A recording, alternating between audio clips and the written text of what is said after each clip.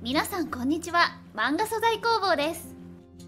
このチャンネルでは皆さんが共通して抱えるあるあるの人体の悩みを美術解剖学に基づいて解説し、苦手を克服しようというコンセプトでお伝えしております。海外の方は英語字幕を用意していますので、設定から字幕をオンにしてご視聴ください。私のプロフィールはこちらになります。現在個人的な美術解剖学の勉強をまとめて Twitter や Pixiv などでその勉強結果を公開しています。今回はフォロワーさんが抱えるおそらく最もポピュラーな悩み、首・肩周りの構造について解説をしたいと思います。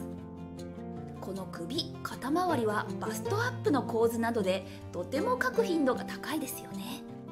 ですのでこの部分の悩みを解決すれば絵を描くのがもっともっと楽しくなっちゃいますよ。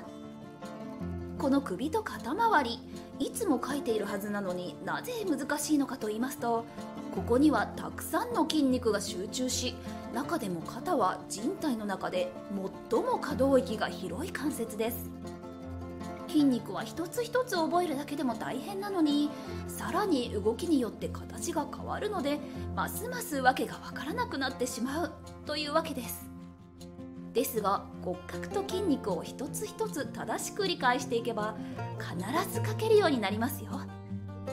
長い道のりでも一歩一歩を正しく歩めば確実にゴールにたどり着けますからね。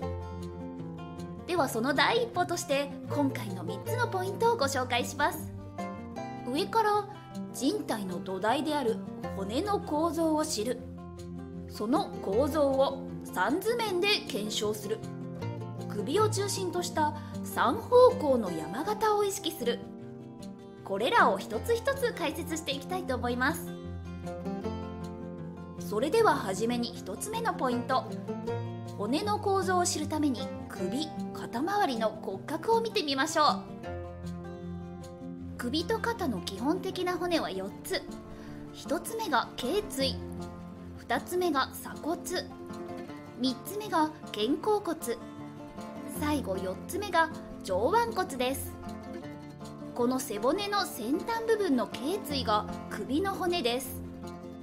次に最もポピュラーな鎖骨、皆さんがよく目にする首の下に浮き出る骨です。そして地味に軽視されてしまっているのが肩甲骨。実は肩はこの鎖骨と肩甲骨をセットで考えて初めてしっかり描くことができるので、肩甲骨は肩の理解に欠かせない骨なんです。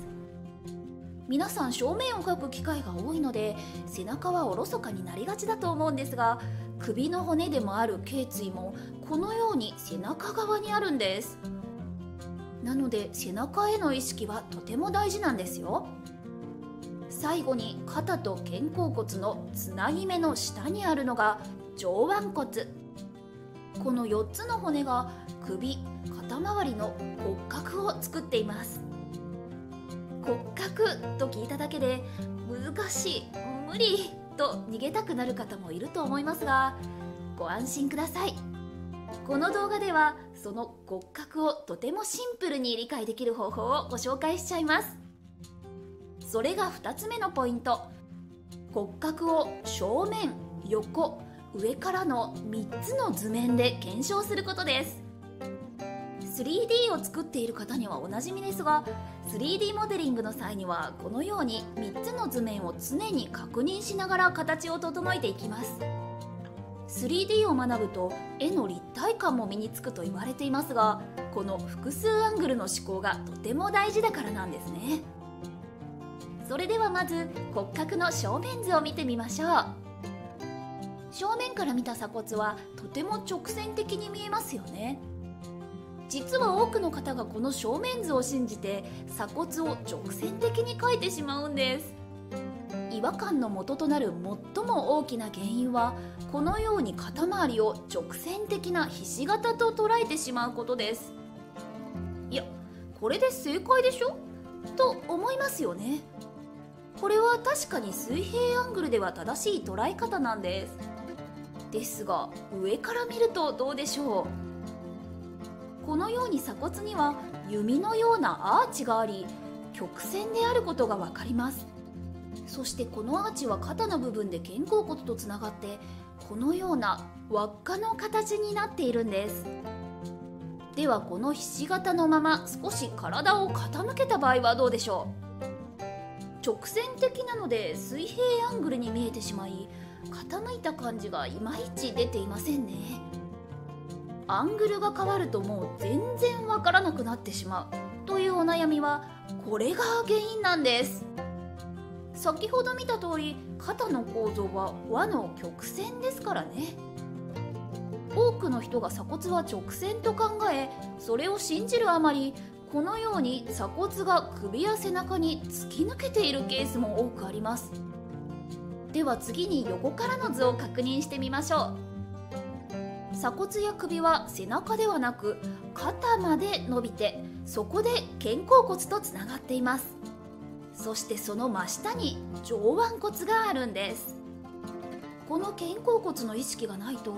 このように骨と骨のつながりのないバラバラの骨格になり、違和感の原因となってしまうのです。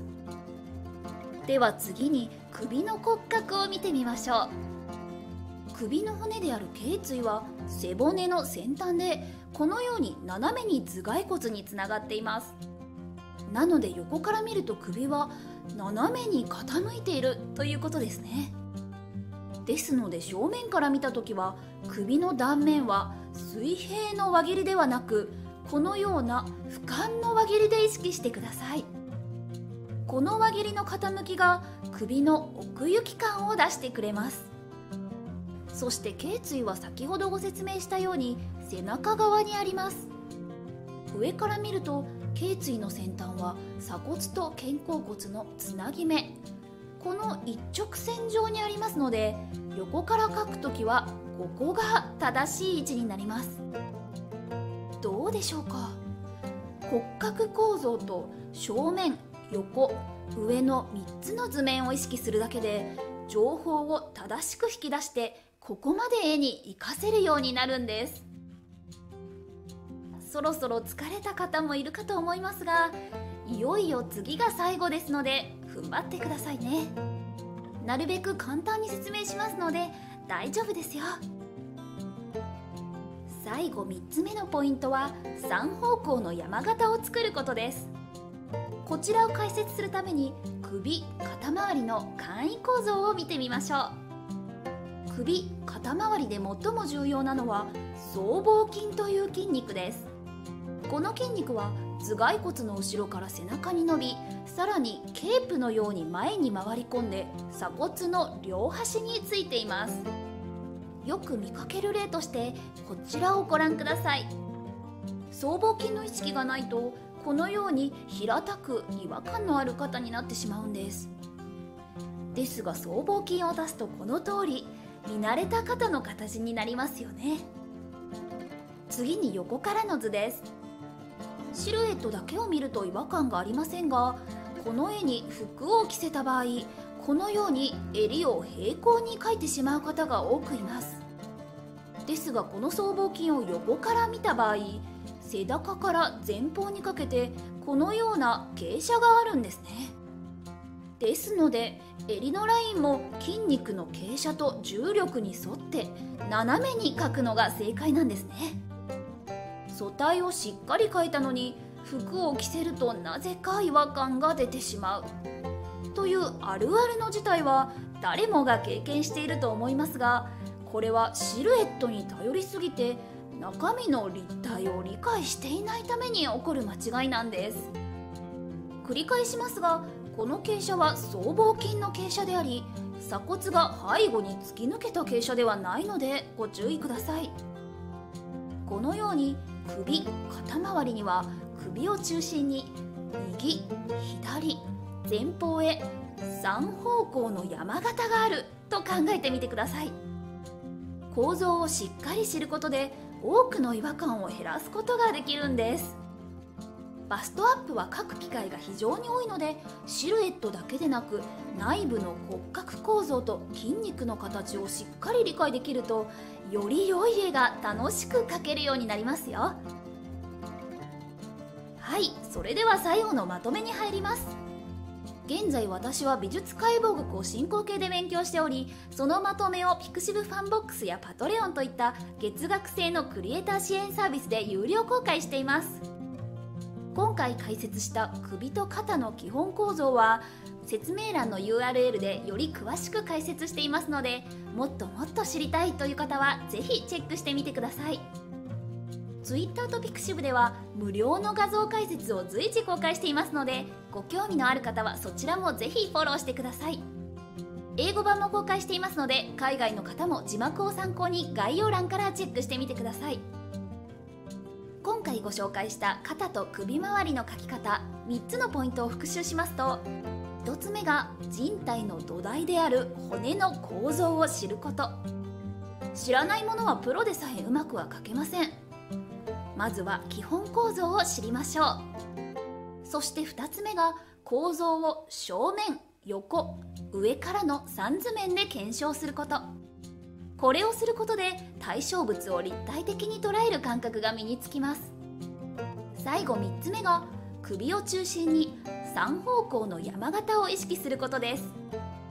基本構造を3図面で捉えたら、それをできるだけシンプルな形に置き換えてみましょう。シンプルな形に置き換えれば、たとえ複雑な構造でも理解しやすくなりますし、アングルが変わったとしても対応しやすくなりますからね。